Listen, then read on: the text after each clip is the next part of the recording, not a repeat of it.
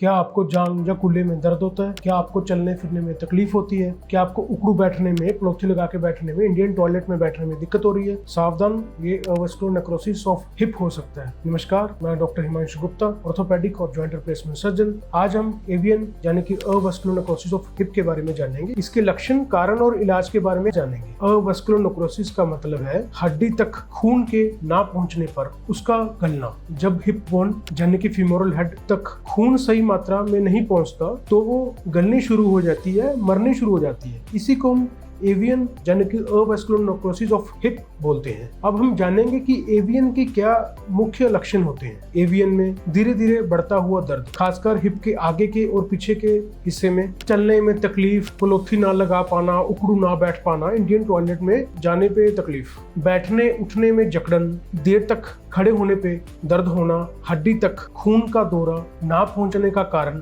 बहुत से केसेस में पता भी नहीं चलता, तो हम इसको इडियोपैथिक एवीएन का नाम देते हैं। जो उनमें पाया जाता है जिनको हाई डोज स्टेरॉइड लेना पड़ता है, चाहे वो किसी भी बीमारी के कारण हो, चाहे वो कोई स्किन की बीमारी हो, सांस की बीमारी हो, आंखों की बीमारी हो। अनजाने में भी कुछ पेशेंट्स में हाई डोज स्टेरॉइड का इंटेक देखा गया है, जैसे कि जो पेशेंट जिम जाते हैं और बिना किसी डॉक्टरी सलाह से वेट गेन करने के लिए कोई अननोन मेडिसिन लेते हैं। अर्ली स्टेज में पेशेंट कंप्लेंट करते हैं कि उनको उकड़ू बैठने में, आलती पालथी लगाने में, इंडियन टॉयलेट में बैठने में दिक्कत होती है, स्क्वाटिंग करने में दिक्कत होती है। एडवांस स्टेजेस में एक्सरे पे एवीएन का पता लगाना पॉसिबल है, पर अर्ली स्टेज पे एक्सरे पे हिप का बदलाव पूरी तरह से नहीं पता चलता, तो एमआरआई कराने की जरूरत पड़ती है। साथ ही साथ ऐसा भी हो सकता है कि आपका एक हिप अर्ली स्टेज में हो और दूसरा एडवांस स्टेज में, तो अर्ली स्टेज वाले हिप को जल्दी डायग्नोज करके उसको बचाना बहुत जरूरी हो जाता है। अब हम बात करेंगे एवीएन के ट्रीटमेंट के बारे में। एवीएन 4 स्टेजेस में पाया जाता है, स्टेज 1, स्टेज 2, स्टेज 3, स्टेज 4, जिसमें स्टेज 1 और 2 में नेचुरल हिप को बचाया जा सकता है। आपको मेडिकल मैनेजमेंट पे डाला जाता है, जिसमें आपको कुछ दवाइयाँ दी जाती हैं, आपको कुछ एक्सरसाइजेस के बारे में बताया जाता है, आपको फिजियोथेरेपी के बारे में बताया जाता है। फिजियोथेरेपी से आपकी ज्वाइंट की मोबिलिटी बेटर होती है और आपका नेचुरल हिप के साथ पेन फ्री टाइम निकल जाता है। एडवांस स्टेज में हम